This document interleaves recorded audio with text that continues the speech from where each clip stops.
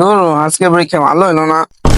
আপনারা যেমন দেখছেন পিছনে পরীক্ষা ভালো হয় না, এটা কি নতুন সরকার কোনো চক্রান্ত? সেটা পরীক্ষা ভালো হলো না, আসলে জেনে আসি আপনার পরীক্ষা কেন খারাপ হলো। আসলে এটা অনেক বেদনাদায়ক একটা কাহিনী। ও, আমাদের সাথে একটু শেয়ার করেন। ওকে। আচ্ছা ঠিক আছে।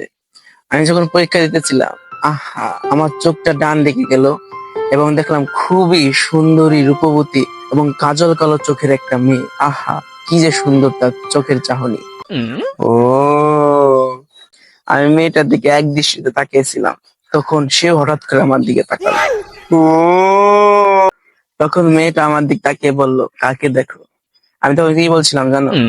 তোমাকে। ও ভাই, সে হয়েছে সেই।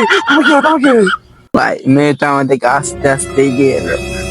ও ভাই ভাই ভাই, ওই সময় খাতা নিয়ে গেছিল, আসলে মেয়ে নাম ছিল এক বন্ধু খাতা আটকে ছিল, এই জন্য পরীক্ষা ঠিক মতো দিতে পারিনি, তাই আমার পরীক্ষা অনেক খারাপ হয়ে গেছে। আরে ভাই, আপনার সাথে অনেক খারাপ হয়েছে রে ভাই।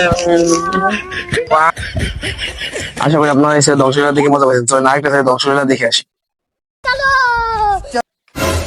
দর্শক, আপনারা আমার পিছনে যে ছেলেটা দেখছেন, ও এবার এসএসসি পরীক্ষা দেখছে, ওর সাথে যেমন কথা বলে আসি। এই ছেলে, এই ছেলে, এই সামরা,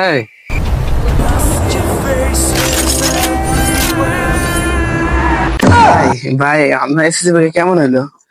আপনার কাছে কি বেশ কেনার টাকা আছে? এটা আবার কেমন কথা? আপনার পরীক্ষা খারাপ হইতে পারে, তাই বলে কি আপনি মরে যাবেন? আমার জন্য না, আমি আমার মারে আর স্যারে খাওয়াবো। কেন, আপনি এটা কেন করবেন? আপনি জানেন ওনারা আমার সাথে কি করছে? কেন, কি করছে? আমার মা আমার 1 মাস ডিম খাবার দেন নাই। দেখেন আমার শরীরের সব ক্যালসিয়াম কমে গেছে। আমার স্যার আমার চুল কেটে বাংলা সিনেমার গোলতি বানাই দিছে।